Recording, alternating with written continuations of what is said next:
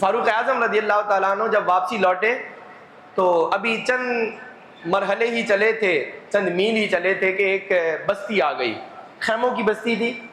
فاروق اعظم نے وہاں پڑاؤ ڈالنے کا حکم دیا۔ حضرت مولا علی شیر خدا اور حضرت عبداللہ ابن مسعود رضی اللہ تعالیٰ عنہ حضرت فاروق اعظم کے ساتھ ہیں۔ ان کو بھی حضرت فاروق اعظم نے کہا اچھا آپ اور کچھ کام کر لیجئے جب تک میں ذرا خیمہ بستی والوں کی خبر گیری کر لوں۔ ایک خیمے میں پہنچے فاروق اعظم، جب اندر داخل ہوئے تو ایک بڑھیا تھی، ایک بڑھیا خاتون، تو ان سے دعا سلام ہوئی۔ اب انہیں نہیں پتا یہ سامنے کون ہے، امیر المومنین ہے یا کوئی عام فرد ہے، انہیں نہیں معلوم۔ حضرت عمر نے ایک عام آدمی بن کر ان سے دعا سلام کی اور کہنے لگے اچھا بھائی آپ کو پتا ہے اس وقت آپ پر حکومت کون کر رہا ہے؟ کہا ہاں معلوم ہے۔ کہا کون ہے؟ کہا عمر بن خطاب ہے، امیر المومنین ہے۔ کہا اچھا کیسا شخص ہے، کیسی حکومت کر رہا ہے، کیسا انتظام سنبھال رہا ہے؟ تو بڑھیا نے ایک جملہ کہا، کہنے لگی کہ میں تو یہ کہتی ہوں کہ قیامت والے دن عمر کو اللہ میری طرف سے کوئی بھلائی عطا نہ کرے، عمر کو میری طرف سے کوئی بھلائی نہیں ملنی چاہیے۔ فاروق اعظم کے بدن پر تو لرزہ طاری ہو گیا۔ کہا بڑھیا اللہ تمہارا بھلا کرے، یہ کیا کہہ رہی ہو؟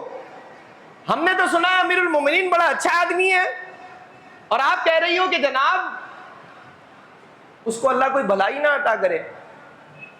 تو اس بڑھیا، سادی بڑھیا تھی، سادہ لوگ تھے، بڑھیا نے سادہ سے انداز میں کہا اس عمر کے لیے کس بھلائی کی دعا کروں، جب سے خلیفہ بنا ہے میری جھوپڑی میں تو نہیں آیا نا۔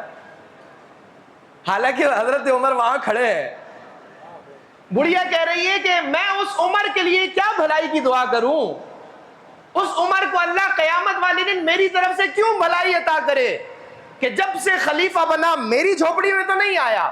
حضرت عمر کے چہرے پر ہلکی سی مسکراہٹ آئی، کہنے لگے کہ عمر کو میں جانتا ہوں، عمر ظاہر ہے 22 لاکھ مربع میل کا حاکم ہے، بڑے بڑے لوگ آتے ہیں، بڑے بڑے وفود آتے ہیں، انتظامی معاملات ہوتے ہیں، اتنی بڑی حکومت چلانی ہے، اتنے سارے معاملات میں تمہاری جھوپڑی میں وہ کیسے آئے گا؟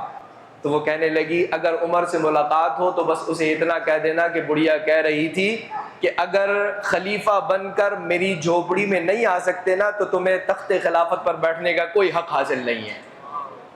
یعنی یہ آپ اندازہ کیجئے، وہ کہہ رہی ہے کہ اگر رعایا میں کوئی چھوٹے طبقے والے فرد کے گھر میں اگر حاکم نہیں جا سکتا تو اس کو حاکم بننے کی ضرورت کیا ہے؟ وہ کوئی اور کام کر لے، اسے حاکم بننے کی ضرورت نہیں ہے۔ پھر حضرت عمر نے کہا چلو اچھا یہ پیغام تو میں پہنچا دوں گا، لیکن چلو ایک کام کرتے ہیں، تم نے جو ابھی کہا کہ اس کو کوئی اللہ بھلائی نہ عطا کرے، تو ایک کام کرتے ہیں، ایک ڈیل کر لو، کچھ پیسے لے لو، کچھ پیسے لے لو۔ کتنے پیسے لوگی کہ اللہ کی بارگاہ میں قیامت والے دن شکایت نہ کرو؟ کچھ پیسوں کی ڈیل کر لیتے ہیں۔ تو وہ سادہ خاتون اس نے کہا 25 درہم یا دینار ہو تو بس میرا کیا کام، میں نہیں کروں گی شکایت۔ اچھا ابھی یہ سارا معاہدہ اور مکالمہ ہو رہا تھا کہ اچانک باہر سے حضرت علی اور حضرت عبداللہ ابن مسعود رضی اللہ تعالیٰ عنہ حضرت عمر کو تلاش کرتے کرتے اس خیمے میں پہنچ گئے۔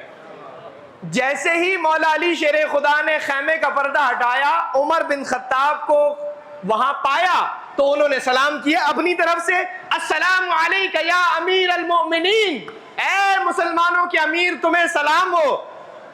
تو حضرت عمر کے چہرے پر ایک الگ تاثر، لیکن خاتون نے سر پر ہاتھ رکھا، ہائے یہ کیا ہوا، میں نے امیر المومنین کے سامنے سارا کام کر دیا، میں نے خلیفۃ المسلمین کے سارے عمر کے سامنے یہ سارا کہہ گئی، اور مجھے کیا خبر تھی کہ میرے خیمے میں عمر خود پہنچ چکا ہے، مجھے کیا خبر تھی۔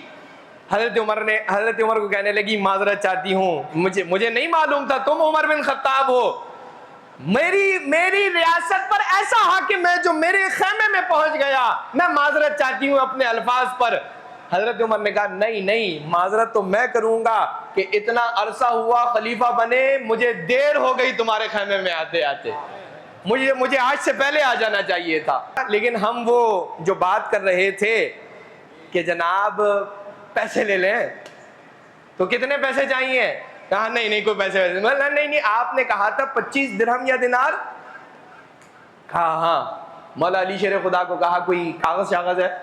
ادھر ادھر دیکھا، نہیں ملا، اپنی ہی چادر کا کچھ حصہ پھاڑا، اس کپڑے کے اوپر لکھا کہ اس خاتون سے عمر بن خطاب کا معاہدہ ہوا ہے کہ جب سے میں خلیفہ بنا ہوں آج تک اور جب تک رہوں گا تب تک اس کو ہر مرحلے میں 25 درہم یا دینار ملیں گے، اور اس کے عوض یہ قیامت والے دن اللہ کی بارگاہ میں میری شکایت نہیں کرے گی، میری شکایت نہیں کرے گی۔ وہ کپڑا لپیٹا اور مولا علی کہتے ہیں کہ مجھے فاروق اعظم نے دیا۔ فاروق اعظم نے دے کر کہا علی اگر تم سے پہلے دنیا سے میں چلا گیا تو وعدہ کرو میرے کفن میں یہ کپڑے کا ٹکڑا رکھ دینا تاکہ قیامت والے دن اللہ کی بارگاہ میں میں اپنی سند کے طور پر پیش کر سکوں کہ اللہ جو تو نے مجھے منصب دیا تھا میں اپنی رعایا کے سب سے چھوٹے گھر میں پہنچ کر انہیں بھی فیسلٹی دے کر آیا ہوں، میں انہیں بھی سہولت دے کر آیا ہوں، اور بڑھیا کے سامنے میں یہ ثابت کر سکوں کہ ہاں انہوں نے مجھ سے معاہدہ کیا تھا یہ قیامت والے دن اللہ کی بارگاہ میں میری شکایت نہیں لگائیں گی۔ یہ عمر بن خطاب ہے۔